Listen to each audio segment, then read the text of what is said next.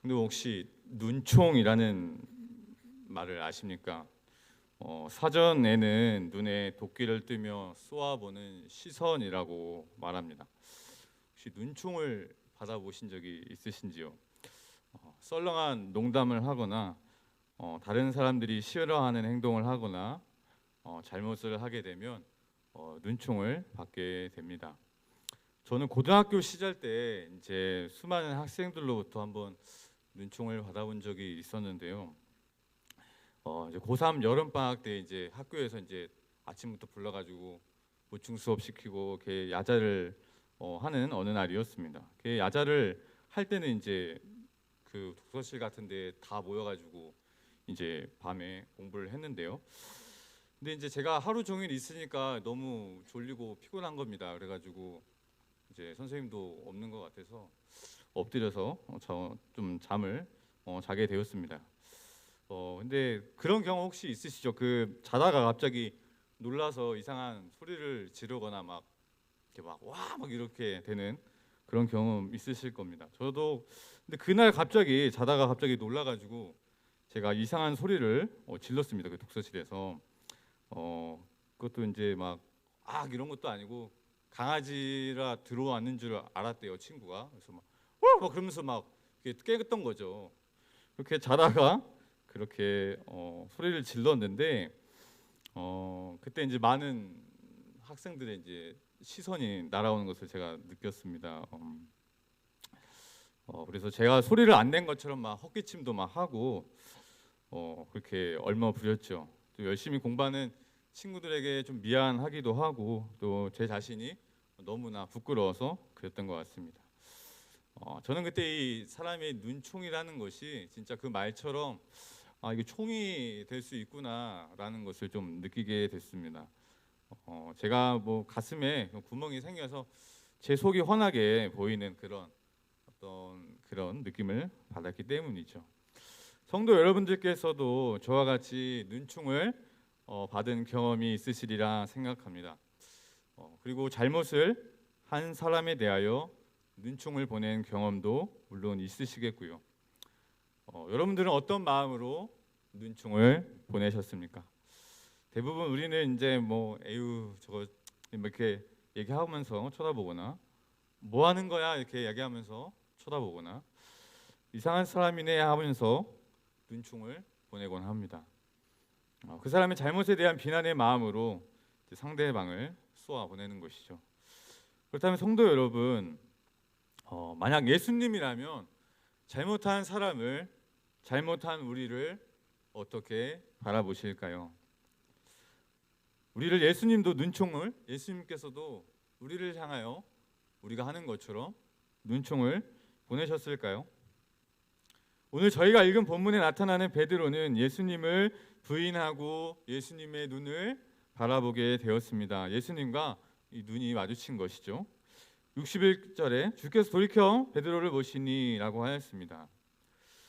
사실 베드로는 이전에 예수님을 결코 배신하지 않겠다고 말하였는데 배신하는 장면을 지금 예수님에게 보이고 있는 것입니다. 예수님은 배신을 당한 것이죠. 예수님의 마음은 어떠셨을까요? 베드로는 예수님의 눈총을 받을 만한 사람이지 않습니까? 놀랍게도 예수님은 베드로가 부인할 것이라는 사실을 이미 알고 계셨습니다. 그것을 앞에 24절에서 34절 말씀을 통해 알 수 있는데 그 이야기는 이러합니다. 유월절 식사를 마치고 제자들이 이제 쓸데없는 것을 가지고 다투었습니다. 그 주제는 천국에서 누가 크냐라는 주제였습니다. 아마 이러이러한 사람이 클 것이다. 또 무언가 힘이 있고 잘난 모양을 갖춘 사람, 뭔가 선행을 더 잘한 사람, 뭐 그런 사람이 크지 않느냐 이렇게 뭐 이야기하면서 격하게 토론을 벌였을 것이지요. 그러나 주 예수님께서는 그들이 가지고 있는 누가 천국에서 큰가 하는 질문에 대해서 세상의 생각으로는 도무지 이해할 수 없는 천국의 법을 가르쳐 주셨습니다. 큰 자는 젊은 사람, 곧 아이와 같고 다스리는 자는 섬기는 자와 같을 것이다 말씀하셨습니다. 그리고 예수님은 그 자신이 섬기는 자로서 너희 가운데 있다라고 말씀하셨습니다. 그리고 그들이 예수님과 함께 천국에서 다스리는 자로서 왕노릇할 것이라는 사실도 말씀해 주셨습니다. 예수님께서는 제자들의 어리석은 다툼에 대하여 꾸짖지 않으시고 눈총을 보내지 아니하시고 참된 진리를 가르쳐 주시며 제자들의 어리석은 생각을 사랑으로 교정하여 주셨습니다. 만약 여러분들의 자녀들이 이제 뭐 중국집에 탕수육을 시켜놓고 찍어 먹냐 뭐 부어 먹냐 이런 거 갖고 싸우면은 참 한심해 보이잖아요. 그렇지만 우리 예수님께서는 그런 굳이 뭐 말할 것도 없는 사실을 가지고 그것도 다투는 자들에게 사랑으로 가르쳐 주셨다는 것입니다. 그리고 이제 예수님은 눈을 돌려서 이제 시몬 곧 베드로를 바라보시며 말씀하십니다. 31절에서 32절에 시몬아 시몬아 보라 사탄이 너희를 밀가부르듯 하려고 요구하였으나 그러나 내가 너를 위하여 내 믿음이 떨어지지 않기를 기도하였노니 너는 돌이킨 후에 내 형제를 굳게 하라 말씀하셨습니다. 예수님은 갑자기 천국에서 누가 크냐는 물음에 답하신 후에 시몬을 향하여 말씀하십니다. 사탄이 너희를 밀가부르듯 하려고 요구하였다라고요. 예수님께서는 갑자기 왜 사탄의 공격에 대해서 말씀하고 계실까요? 그것은 천국에서 예수님과 왕노릇하기까지 신자들은 이 사탄의 공격으로부터 끝까지 이겨내야만 하기 때문입니다. 성도 여러분, 사탄의 공격은 정말로 무섭죠. 왜냐하면 사탄은 쉬지 않기 때문입니다.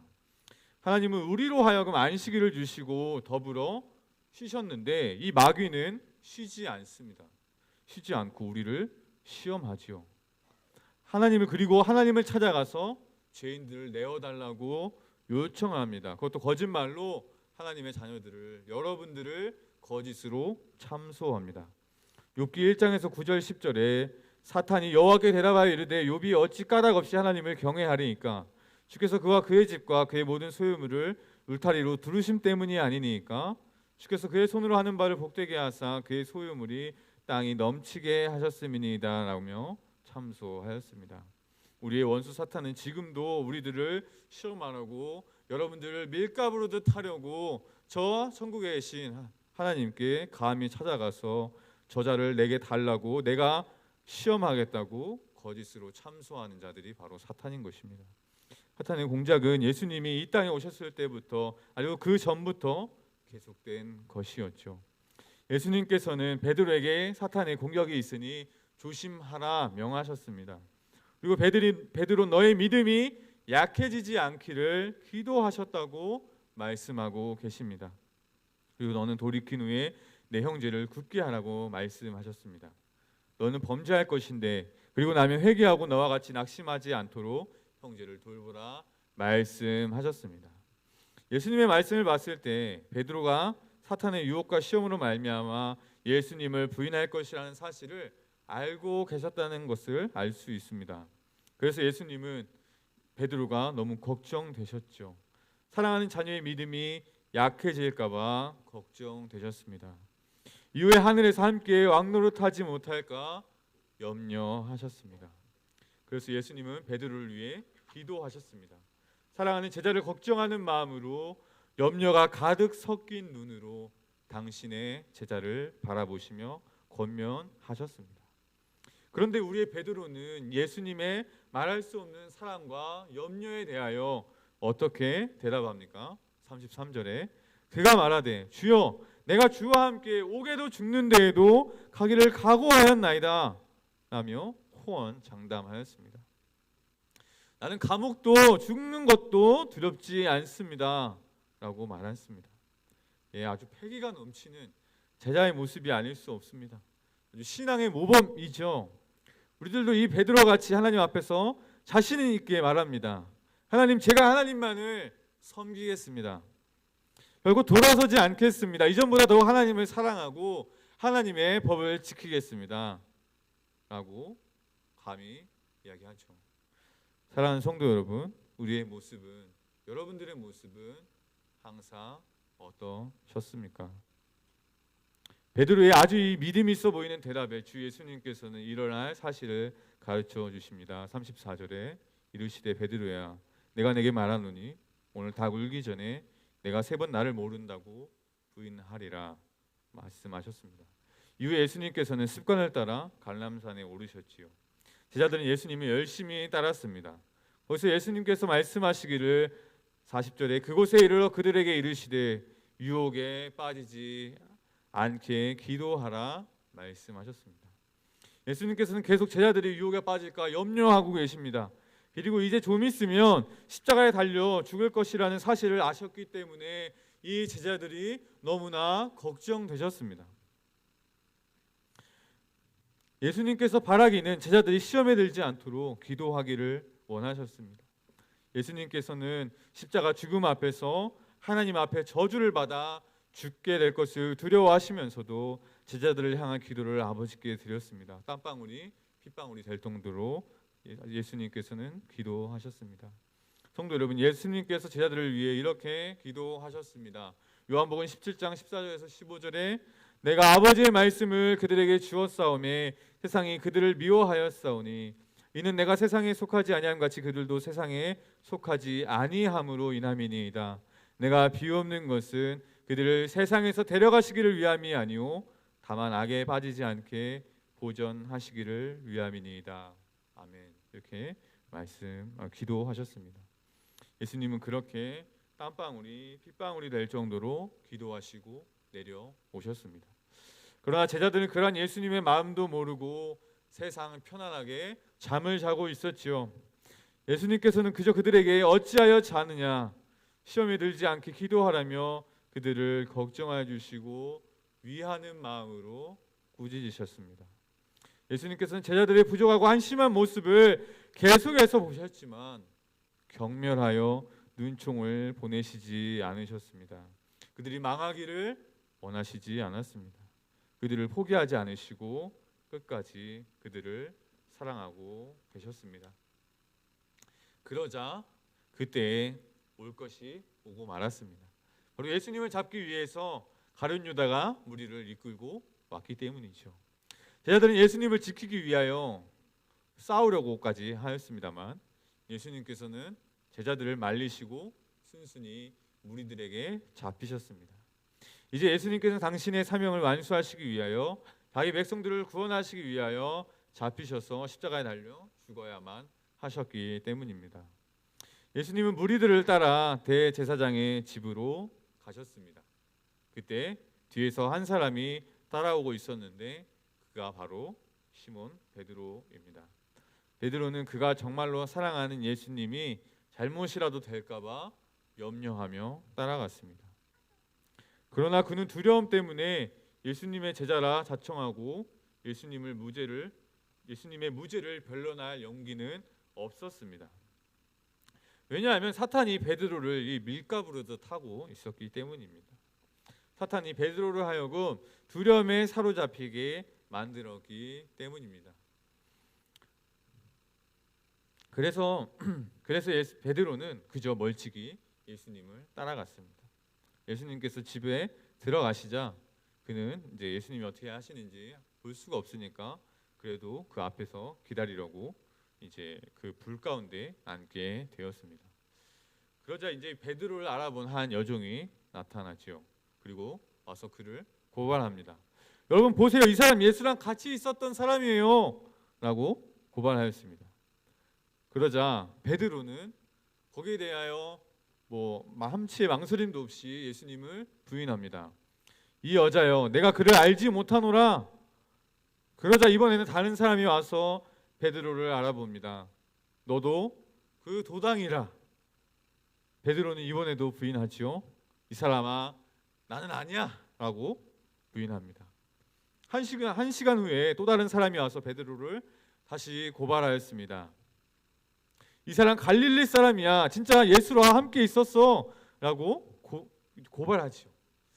베드로는 또다시 부인합니다. 이 사람아 나는 당신이 무슨 말인지 도무지 모르겠어 라고 대답하였습니다. 예수님의 말씀대로 3번이나 부인하는 베드로였습니다. 성도 여러분, 베드로가 3번 부인한 것에는 각각 의미가 있습니다. 첫째로 부인한 것은 예수님과 함께 있었던 사실을 부인한 것은 예수님을 철저하게 부인하였다는 것입니다. 둘째로는 함께 예수님을 따랐던 제자들과의 그 우정까지도 그가 부인하였던 것입니다. 셋째는 자신이 갈릴리 출신임을 부인한 것입니다. 성도 여러분, 갈릴리가 어떤 곳입니까? 베드로의 고향이지요. 예수님을 그리고 처음 만났던 곳이 바로 갈릴리입니다. 베드로라는 이름도 갈릴리에서 예수님께서 붙여주신 이름이었습니다. 마가복음 3장 16절에 시몬에게는 베드로란 이름을 더하셨고 라고 하였습니다. 베드로는 갈릴리의 어부였지만 예수님을 만난 이후로 그의 인생은 완전히 변하게 되었습니다. 지금의 베드로는 갈릴리에서 만난 그 예수님으로 말미암아 존재하는 것이었습니다. 그러나 그는 그 자신이 갈릴리 출생이라는 사실을 지금 부인하고 있는 것이죠. 그것은 예수님을 부인한 것만이 아니라 자기 자신까지도 부인하는 행위였던 것입니다. 그리고 그는 결과적으로 주 예수님을 아주 철저하게 부인한 것이었습니다.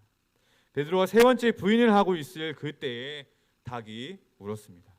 예수님이 말씀하신 그때가 바로 이때였습니다. 예수님은 베드로가 부인하고 있을 그때에 베드로를 바라보셨습니다. 예수님을 위해서라면 옥에도 죽음도 두려워하지 않겠다고 호언장담하던 베드로를 바라보셨습니다. 시험에 들지 않기를 기도하라는 주님의 말씀을 듣고도 피곤해서 잠을 청하던 그 베드로를 예수님은 바라보셨습니다. 그리고 베드로는 자신을 바라보는 예수님과 눈이 마주치고 말았지요. 예수님의 눈이 그의 눈에 들어왔습니다. 자신의 모든 것을 들여다보시는 것 같은, 나의 속까지도 나의 모든 죄악까지도 모두 아시는 예수님이 베드로를 보셨습니다. 그 눈을 보았을 때 베드로의 마음이 어떠했을까요? 죽고 싶을 만큼 자신이 부끄럽고 한심하지 않았을까요? 시간을 되돌릴 수만 있다면 예수님 앞에서 한 그 말을 주워담고 싶었을 것입니다. 그러나 놀라운 것은 이 베드로가 예수님의 눈을 보고 예수님의 말씀이 생각나서 심히 통곡하였다는 사실입니다. 통곡하였다는 사실은 그가 회개하였다는 의미입니다. 32절에 예수님께서는 베드로에게 내가 너를 위하여 내 믿음이 떨어지지 않기를 기도하였노니 너는 돌이킨 후에 라고 말씀하셨습니다. 닭 울기 전 베드로가 3번 부인할 것을 예언하신 예수님의 말씀이 이루어진 것처럼 그에게 회개가 바로 일어난 것입니다.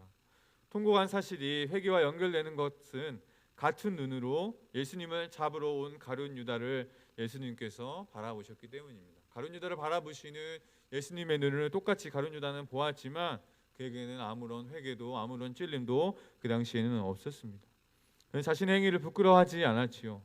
이것이 베드로와 유다의 차이입니다. 그리고 베드로가 정말로 32절에 말씀하시는 것처럼 돌이켰다는 사실을 너무나 잘 보여주는 것이라 볼 수 있겠습니다. 성도 여러분, 이 예수님을 부인한 베드로를 예수님께서는 어떻게 바라보셨을까요? 어떠한 눈으로 바라보셨을까요? 그에게 눈총을 보내셨을까요? 그의 어리석음을 비난하고 꾸짖는 눈으로 베드로를 보셨을까요? 아닙니다. 예수님께서는 사랑의 눈으로 사랑하는 제자를, 사랑하는 당신의 백성을 걱정하고 염려하는 눈으로 베드로를 바라보셨습니다. 베드로는 예수님의 그 눈을 보고 예수님께서 하신 말씀이 생각났습니다. 이르시되 베드로야 내가 내게 말하노니 오늘 닭 울기 전에 내가 3번 나를 모른다고 부인하리라 라고 말씀하실 그때에 예수님의 눈과 표정이 생각나고 말았습니다. 베드로를 진심으로 걱정하시는 그 예수님의 표정이, 베드로를 정말로 사랑하시는 그 예수님의 눈이 생각났던 것입니다. 그래서 베드로는 자신의 잘못과 어리석음을 깨닫고 회개할 수밖에 없었습니다. 심히 통곡할 수밖에 없었습니다. 우리들의 깊고 진실한 회개도 주 예수님께서 너무나 사랑하시는 그것으로부터 일어나지요. 하나님 보시기에 정말로 부끄러울 것밖에 없는 나를 바라보시고 사랑하시는 하나님의 시선을 깨닫고는 우리는 울지 않고는 베길 수가 없습니다. 하나님의 눈은, 예수님의 눈은 그런 회개를 불러일으키는, 우리 안에 계시는 성령의 놀라운 능력을 동반하시는 그런 눈인 것이기 때문입니다. 예수님은 그렇게 진실로 베드로를 사랑하는 눈으로 바라보셨고, 부활하신 후 베드로를 또한 다시 찾아오셨습니다. 숯불을 피우시고 제자들에게 조반을 먹이셨죠. 그리고 예수님께서는 요한복음 21장 15절에 요한의 아들 시몬아, 내가 이 사람들보다 나를 더 사랑하느냐. 베드로가 얘기합니다. 주님, 그러하나이다. 내가 주님을 사랑하는 줄 주님께서 아시나이다. 그러자 예수님이 말씀하십니다. 내 어린 양을 먹이라. 예수님은 총 3번 베드로에게 질문하시고 3번의 대답을 하게 하셨습니다. 성도 여러분, 베드로가 예수님을 부인하였던 그것을 기억하십니까? 대제사장 집의 앞에 불이 피워져 있었죠. 불이 피워져 있는 곳이었습니다. 그리고 베드로는 지금 이 숯불 앞에 놓여 있습니다. 그리고 예수님을 3번 부인했던 그가 이제는 그 불 앞에서 예수님을 3번 사랑한다고 고백하고 있습니다. 부활의 예수님께서는 베드로에게 진정한 회복을 주시고자 그를 찾아오신 것이었습니다. 그의 아픈 기억을 바꾸시고 변화시켜서 하나님의 백성을 믿음으로 세우게 하시는 놀라운 사명을 주기 위함이셨습니다.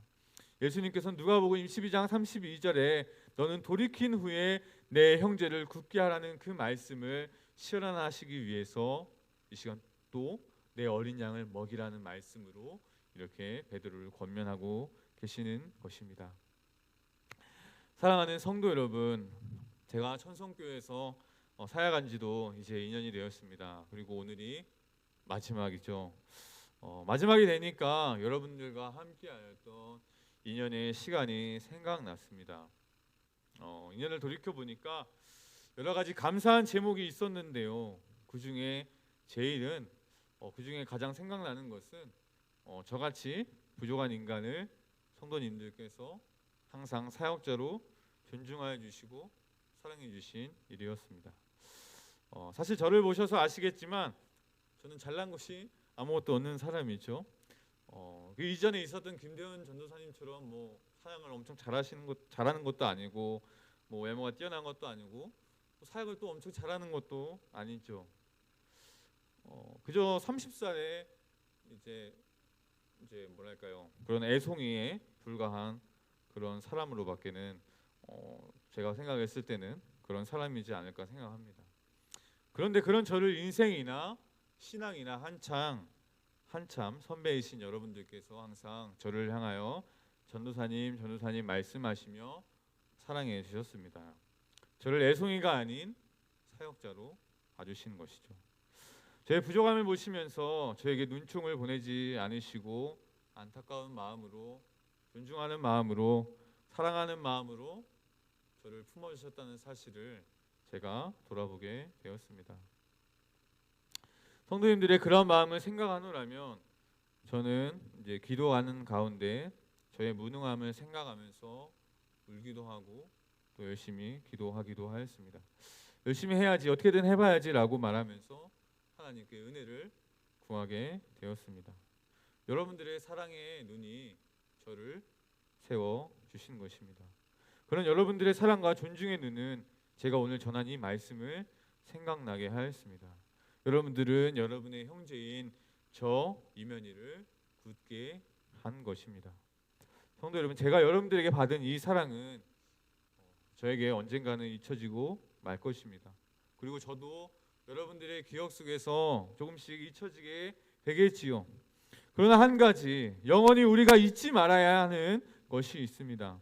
그것은 주 예수님께서 우리를, 여러분들을 언제나 사랑의 눈으로 보고 계신다는 사실입니다. 사탄이 여러분들을 밀가부르듯 할 때에, 여러분의 믿음이 약해질 때에, 예수님께 여러분들이 범죄하였을 때에 눈을 들어 여러분을 사랑의 눈으로 바라보시고 돌이키기를 원하시는 그 예수님의 눈을 바라보셨으면 좋겠습니다. 주 예수님은 여러분에게 눈총을 보내시지 않으시고 여러분을 세우시는 성령의 능력을 여러분 가운데 보내실 줄 믿습니다. 그 은혜가 언제나 여러분들 가운데 충만하였으면 좋겠습니다. 그리고 그 은혜가 영원히 충만하여져서 주님 앞에 나아갈 그날까지 충만하여져서 여러분의 옆에 있는 성도를, 형제를, 자매를, 그리고 우리 주일학교 친구들을, 그리고 청년들을 사랑하고 존중하여 주는 모든 여러분들이 되었으면 좋겠습니다.